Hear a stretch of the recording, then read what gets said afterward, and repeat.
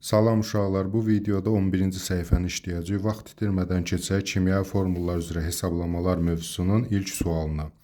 Sualda natrium 2 CO3 birləşməsi göstərib. Bu birləşmədə uyğun olaraq element atomlarına say nisbətini müəyyən etmək. Bu zaman biz indekslərin ilə nisbəti şəklində baxarıq və nəzərə almalıyıq ki, indeksin yazılmaması, məsələn, C-nin indeksi yoxdur. Yazılmaması 1-ə bərabər olması deməkdir. Misal üçün, natrium 2, C1, O3, yəni 2, 1, 3 şəklində. Bu da A variantına uyğun gələcək. Hansı birləşmədə element atomlarının say nisbəti uyğun olaraq 2, 1, 4 kimidir? Burada da görürük ki, kalium 2 S ayağında ədəd olmadığı üçün, yəni indeksi olmadığı üçün S1 sayılır. O da 4, 2, 1, 4 kimi olacaq C variantı. Digərləri isə uyğun gəlməz. Sonra 3-cü sualda sulfat turşusunda, yəni H2SO4-də indekslərin cəmini hesablayın. Yenə nəzərə al ki, S1 deməkdir, yəni yazılmayanda 1 deməkdir. 2 üstəgəl 1 üstəgəl 4 7-yə bərabərdir. Yəni doğru cavab B variantı. H3PO4-də cəmi hesablayın. 3 üstə 1 üstə 4 8 eləyəcək, yəni C variantı. NO2-də 5-ci sualda NO2-nin nisbi molekul kütləsini hesablayın. Nisbi molekul kütləsini hesablamaq üçün maddəni təşkil edən hər bir elementin nisbi atom kütləsini indeksinə vurub cəmləyirik. Misal üçün NO2-nin MR-in hesablayaq. MR NO2 bərabərdir. Deməli, azot kütləsi burada verilib 14. Azotdan neçə dənədir? 1 dənədir. Yəni indeksi yoxdur. 14-ü vururam 1-ə. Üstünə gəlirəm. Oksigen kütləsi 16-dır. Oksigendən neçə dənədir? 2 dənədir. 16-nı vurmalıyam 2-yə. Deməli, 14 üstə 32 bərabərdir 46. Doğru cavab D bəndinə uyğun gələr. 6-cı sualda yenə N2O3 bu dəfə nisbi molekul kütləsi hesablamaq tələb olunur. MR N2O3 bərabərdir. Yenə azot və oksigenin nisbi atom kütlələrini verib. Azotun nisbi atom kütləsi 14. Neçədən azot var? İndeksi 2-dir. 14 vur 2-yə. Üstəgəl. Oksigenin nisbi atom kütləsi 16. Neçə dənə oksigen var? 3 dənə. Yəni indeksi 3-ə bərabərdir. Bərabərdir. 14 üçün 28. 16 üçün 48. Bunları da cəmləyəndə 76. Yəni doğru cavab E variantı. Qısası MR-i tapmaq üçün hər bir elementin nisbi atom kütləsini vururuq indeksinə və sonda cəmləyirik. Yəni tərkibində məsələn bu o deməkdir ki, 5 dənə atom var. 3 oksigen, ikisi azot. Hər birində öz kütləsinə uyğun vurub cəmləyirik və nisbi molekul kütləsini tapırıq. 7-ci suala baxaq. 7-ci sualda deyir ki, 16 qram hidrogen oksigende tam yanmasına neçə qram su alınır? Bu tip sualları iki cür həll eləmək mümkündür.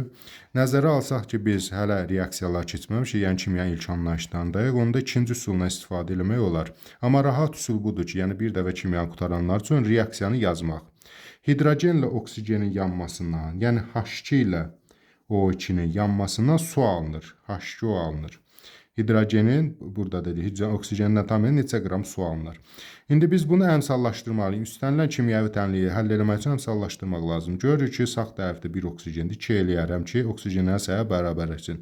Bu zaman hidrogenin də qarşısına 2 atmalıyam. 2-2-nin 4 hidrogen solda, 2-2-nin 4 hidrogen sağda. 2 oksigen solda, 2-1-in 2 oksigen də sağda. Əmsallaşdırdıqdan sonra baxıb görürəm ki, burada deyir ki, 16 qram hidrogen. Yəni hidrogen nə qədərmiş 16 qram? Bunun üstündən yazıram. Deyir ki, tam yanısı neçə qram su alınır? X qram. Mən onu bilmirəm. Amma onu bilirəm ki, burada hidrogenlə oksigen nisbi atom kütləsini yazıb. Baxaq, hidrogen kütləsi 1, 2-nin 2. 2 də əmsala vuranda 4. Yəni 4 qram hidrogen reaksiya girəndə. Deməli, oksigen nisbi molekul kütləsini hesablayaq. 2-1-in 2, üstünə gələ 16-1-in oldu 18. Yəni, nisbi molekul kütləsi H2O-da 18-dir. Əmsalı vuranda 36. Yəni, 4 qramdan 36 qram su əmələ gəlirsə, 4 qram hidrogendən 36 qram su əmələ gəlirsə, bəs 16 qram hidrogendən nə qədər su əmələ gələr? X. X də bərabərdir. Kəsir xəttini çəkirəm, məlumları vururam, 16-nı 36-ya vururam və bölürəm 4-ə, yəni məchulun qarşısındakı ədədə. Və bu zaman 16-36 yazmaydı bura. 16-nı 36-ya vurub 4-ə bölmək. Bu zaman 16 ilə 4 ixtisar gedər, 4-ü 36-ya 72, 144. Deməli, x 144-ə bərabərdir. Cavab D bəndidir. İkinci sulbəsi necə olardı? Biz bilirik ki, H2O-nun kütləsini hesablayardıq. Yəni, bu cəmi bir yerdə neçə qramdır? 18 qramdır. Bunun 16 qram oksigendir, 2 qramı hidrogendir. Yaxşı, 2 qramdan 18 qram su əmələ gəlibsə, bəs 16 qramdan nə qədər əmələ gəlir? 2-dən 18 əmələ gəlibsə, 16-dan da x. X də bərabər eləyər. 16-nı 18-ə vurub 2-yə böləndə yenə həmin ədəd olacaq. 9 1 9, 9 6-nın 50, 144 qram. Yenə bənzər sual aşağıda var. Eyni qayda ilə hər iki üsulla təkrar bir daha izah eləyəcəm. 8-ci sualda tənlikləri bilən, yəni bir dəfə kimyanı qutaranlar üçün ən rahat üsul birinci üsuldur. Reaksiyanı yazaq. Kükürdün oksigende yanmasından nə qədər SO2 alınır belədir. Əvvəl reaksiyanı yazıram. S üstə O2, SO2. Daha sonra əmsallaşma aparıram. Görürəm elə sol tərəfdə, sağ tərəfdə kükürt və oksigenlərin sayı eynidir. Yəni əmsallaşdırma hamısı 1-ə bərabərdir. Ehtiyac yoxdur. Sonra isə deyir 8 qram kükürt. Kükürdün üstünə yazıram 8 qram. Oksigen tam yanırsa nə qədər SO2 alınır? Nə qədər soruşur? Yəni SO2 nə qədər olacaq? X-i də qoyuram onun üstündən. Aşağıda isə verilənləri, bax kükürt bilirəm ki 32 qramdır. SO2 32 üstə 16 2-nin 32 cəmi elədi 64. 32 qramdan 64 qram əmələ gəlirsə, bəs 8 qramdan nə qədər əmələ gələr? X. X də bərabərdir. 8-i vuraram 64-ə, bölərəm 32-yə. 8 vur 64, böl 32. Bərabərdir. 64 ilə 32 ixtisar gedəndə 2, 16. Yəni cavab eləyəcək 16 qram A variantı. Bəs ikinci üsulu necə həll eləyərik? Reaksiyanı yəni bilməyənlər. Burada onsuz SO2-nin formulasını verib də SO2 ümumilikdə neçə qramdır? 64 qramdır. Bunun 16 üçün 32 qramı oksigendir, 32 qramı da kükürtdür. Daha sonra biz baxıb görürük ki 8 qram, 32 qram kükürtdən 64 qram əmələ gəlir. Düzdür? 32 qram kükürt, 64 qramın içərisində 32 qram var. Yaxşı, bəs 8 qramdan nə qədər əmələ gəlir? 8 qramdan da x. X də bərabərdir. 8 vur 64 böl 32 yenə elə eyni tənliyə çıxdı. 8 vur 64 böl 32. 32 ilə 64 ixtisar getdi, elədi 16. Yəni doğru cavab A variantına bərabərdir. Bundan sonraki suallarda mən həmişə tənliyi yazıb tənliyi ilə əldə edəcəm. Amma reaksiyaları bilməyən və yaxud da əmsallaşma ilə falan belə deyək də vaxt öldürmək istəməyən bu daha asan gəlirsə, onda formulanı yazıb içərisində nə qədər kükürt var, onu tapacaq. Məsələn 64-də 32 qədər var. Deməli bəs 8 qram nə qədərin içində olar? 16 qramın içində olar. Tənasib qurub uyğun şəkildə hesablayıb tapacaq. Hansı üsul sizə rahatsa, onda istifadə edə bilərsiniz. Mən ancaq bundan sonraki suallarda birinci üsuldan istifadə edəcəm. 20 qram kalsium oksigende tam yanmasından neçə qram kalsium oksid alınır? Deməli, əvvəlcə reaksiyanı yazırıq. Kalsium üstəgəl, oksigen, əmələ gəlir kalsium oksid. Əmsallaşma aparan zaman bu şəkildə eləyərik. Deməli, 2 kalsium, 2 kalsiuma, 2 oksigen, 2 oksigenə. Deyir ki, 20 qram kalsium, oksigende tam yanması neçə qram kalsium oksid? X. Normalda isə kalsium kütləsi 40. 42-yə vururam 80 qram. Normalda 80 qram kalsiumdan nə qədər əmələ gəlir? Kalsium oksiddə 40 üstə 16, 56. Bunu da 2-yə vuranda 112. Deməli, 80-dən 112 əmələ gəlirsə, bəs 20-dən nə qədər əmələ gələr? X. Sonra x bərabərdir. 20 vur 112, 20 vur 112 böl 80. Burada da 20 ilə 80 ixtisar gedəcək. Burada qalır 4. 112-ni də 4-ə böləndə deməli elədir 56, 28. Cavab 28 qram eləyəcək. A variantına uyğun gəlir. Daha sonra nitrat turşusunun bir molekulunda cəmi neçə atom var? Nitrat turşusunun əvvəlcə formulasını yazaq. HNO3. Nitrat turşusunun formulası HNO3-dür. Bunun bir molekulunda cəmi neçə atom var? Yəni indekslərini cəmləməliyəm. Bir dənə hidrogen atomu var, bir dənə azot atomu, 3 dənə də oksigen atomu. 1 üstə 1 üstə 3, 5-ə bərabərdir. Cavab D variantıdır. 11-ci sual. Deməli, deyir ki, kütlə nisbətləri kalsium, kükürt, oksigen 5, 4, 6 kimi olan birləşmənin formulunu müəyyən edin. Formulu müəyyən eləmək üçün burada ümumi qayda budur ki, burada verilən nisbəti aşağıda verən ayirlərə, yəni nisbi atom kütlələrinə bölmək lazımdır. Yəni, burada göstərib ki, kalsiumdur, kükürtdür, oksigendir. Bunlar birləşmə əmələ gətirir. Bunun ayaqlarını, yəni indekslərini bilmirəm. Bura X, bura Y, bura Z yaza bilərəm. İndi mənə o X, Y, Z-ləri tapmaq lazımdır. Yəni indekslərini tapmaq lazımdır ki, mən formulu müəyyən edeyim. Ola bilsin kalsium SO4 olsun, kalsium SO3 olsun, kalsium S2O3 olsun. İndi hansı olduğunu tapmaqdan ötəri. Burada nisbət verilib. 5, 4, 6 nisbəti. Nisbətdə aşağısında kəsir xətti çəkirəm. Məxrəclərə nəyi yazıram? Kalsiumun nisbətinin altına kalsium kütləsini, yəni 40-ı yazıram. Kükürdün nisbətinin altına kükürdün kütləsini, yəni 32-ni yazıram. Oksigenin nisbətinin altına oksigen nisbi atom kütləsini, yəni 16-nı yazıram. Bunu biz həll edib ixtisar etdiyimiz zaman indeksləri tapacağıq. Yəni bu kalsiumun indeksin, bu kükürdün indeksin, bu da oksigen indeksin verəcək.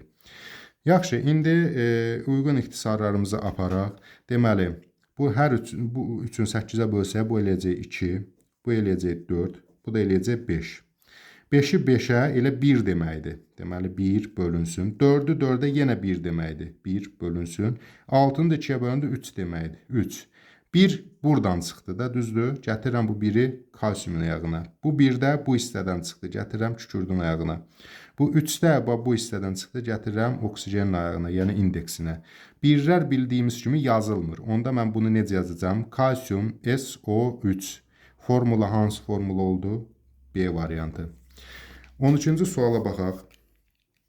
Deməli, deyir ki, tərkibində azot və oksigen kütlə nisbəti 7-12 olan azot oksidini müəyyən edin. Eyni qayda ilə həll edirik. Deməli, 13-cü sual görünür ekranda. Deməli, 13-cü sualda azot və oksigendən söhbət gedir. Kütlə nisbəti 7-nin 12-yədir. Kəsir xəttlərini çəkirəm. Azotun kütləsi neçədir? 14. Oksigen kütləsi neçədir? 16. İndi bunu ixtisar aparıb mən cavabı tapacağım. 14-də 1 elə 2-də 1 deməkdir. 16-da 12 isə 4-də 3 deməkdir də, yəni ixtisar aparan zaman. İndi hər ikisini elə bir ədədə vurum ki, məxrəcdən azad olsun. Yəni 4 ədədinə vursam, 2-də 1-i 4-ə vuranda eləyəcək 2. 4-də 3-ü 4-ə vuranda eləyəcək 3. 2-3 nisbəti. 2 gələcək azotun ayağına, 3 də gələcək oksigenin ayağına. Yəni olacaq N2O3 formulalı birləşmə. Bu da uyğun gəlir C variantına. Daha sonra keçək 13-cü suala. 50 qram kalsium X2 birləşməsində 10 qram kalsium olduğunu bilərək X-in nisbi atom kütləsini müəyyən edin. Deməli, biz bilirik ki, burada kalsium X2 birləşməsinin ümumi kütləsi nə qədərdir? 50 qram. Bunun da 10 qramı kalsiuma aiddir. Deməli, yerdə qalan hissəsi, yəni 40 qramı isə X2 birləşməsinə aid olacaq. Bu sualda da bir neçə üsul var. Ən asan üsul ondan ibarətdir ki, biz bilirik ki, normalda bunun 1 mol neçə qramdır? 40 qram. Amma burada 10 qram verilib. Deməli, bu 1 mol deyil, 0,25 moldur. Bunun 1 molunu tapmaq üçün 40 qrama, yəni 4 dəfə artırmaq lazımdır. Deməli, bu 40-ı da 4 dəfə artıranda 160 eləyəcək. Və bu da ümumi çəkisi 300 qram eləyəcək. Yəni, bunun 50 qramdan 10-u kalsium, 40-ı X2-dir. Normalda isə bu 10 qram 0,25 mol deməkdir. Çünki bu 1 molu 40 qramdır. Onda 4 dəfə artıraram. Deməli, 40 qram kalsium, 160 qram X2 cəmləyəndə olur 200 qram. Yaxşı, X2 160 qramdırsa, deməli, X özü neçəyə bərabərdir? 80-ə bərabərdir. Yəni, E variantı. Digər izahla desək, yəni tam təfərrüatlı izah eləsə, belə deyə bilərik. Burada kalsium X2, bunun 10 qramlıq hissəsi kalsiumdur. Normalda isə kalsium kütləsi 40 qramdır. Yəni, bunun 1 molunda 40 qram olmalıydı. Və ümumilikdə 50 olduğu üçün 50-dən də 10-u çıxdım, 40 qramı X2-yə düşür. Yəni, normalda bu 4 dəfə çoxdursa, 40-ın da 4 dəfə çoxu 160 qram edir. Yəni, normalda bunun kütləsi, molyar kütləsi 200 qramdır. 40-ı kalsiumu, 160-ı X2-nindir. Bəs X2 160-dırsa, tək X neçə eləyər? 80 eləyər. Bu şəkildə eləmək daha asandır. Başqa uzun yollar da var. Onlarla vaxtınızı istəmirəm alım. 14-cü sual. Kükürt dioksiddə kükürdün kütlə payını hesablayın. Kükürt dioksidin formulası SO2-dir. Deyir ki, burada kükürdün kütlə payı, yəni kütlə payı bilir ki, omega ilə işarə olunur. Omega kükürd bərabərdir. Kütlə payını tapmaq üçün kəsir xəttini çəkirik. Ümumi kütləni məxrəcdə, yəni emeri məxrəcdə, tələb olunan kütləsini isə surətdə. Bunun emeri neçədir? Burada 16-32 verib nisbi atom kütlələr. Onun əsasında hesablayırsınız. Kükürd 32-dir. Oksigen də 16-2-nin 32. Cəmləyəndə 64. Yəni emer 64-dür. Bəs kükürd özü nə qədərdir? Kükürd təkbaşına özü 32-1-in 32-dir. İndi bizə faizlə tələb olunduğu üçün bir də 100%-ə vurmalıyam. 64 32 ixtisar gedəndə 2-də 1. Bu da 100%-ə vuranda eləyir 50%. Yəni doğru cavab D bəndinə uyğun gələcək. Keçək sağ tərəfdəki sütuna 15-ci suala. 15-ci sualda deyil, hansı birləşmədə element atomların kütlə nisbəti doğru göstərilməyib. Bir-bir bu formulalarına baxıb yerinə qoymalıyıq. Deməli, burada hidrogenin, karbon, oksigenin, kükürdün kütlələrini verib. Hidrogen 1, 2-nin 2, bu da 32. Yəni 2-nin 32-yə. Bunu da ixtisar gedəndə eləyir 1-in 16-ya. Yəni hər iki tərəfi 2-yə bölərəm. 1-in 16-ya nisbəti. 1-in 16 doğru göstərilir. Bu doğrudur. Keçək H2O tərəfə. Hidrogen 1, 2-nin 2, oksigen 16, 1-in 16. Baxıb görür ki, 2, 16 ixtisar gedəndə hər ikisi 2-yə bölünür. 2-ni 2-yə böləndə 1, 16-ın 2-yə böləndə 8. 1-in 8-ə nisbəti doğru göstərilib. Keçək karbon tərəfə. Karbon 12, deməli 12, 1-in 12, oksigen də 16, 1-in 16. Yəni indekslərinə vururuq biz həmişə. Sonra hər iki tərəf 4-ə bölünür. 4-ə böləndə görərik ki, 12-ni 4-ə böləndə 3, 16-nı 4-ə böləndə 4 eləyəcək. Yəni 3-ün 4-ə nisbəti. Amma bura nə yazıb? 3-ün 2-yə nisbəti. Yəni doğru göstərilməyən bax C variantıdır. 16-cı sual. Hansı birləşmədə element atomlar kütlə nisbəti doğru göstərilir? Bu dəfə doğru göstərilən tələb olunur. Deməli, 1, 2-nin 2 qram hidrogen, 32, 1-in 32. İxtisar aparanda 1-in 16-ya.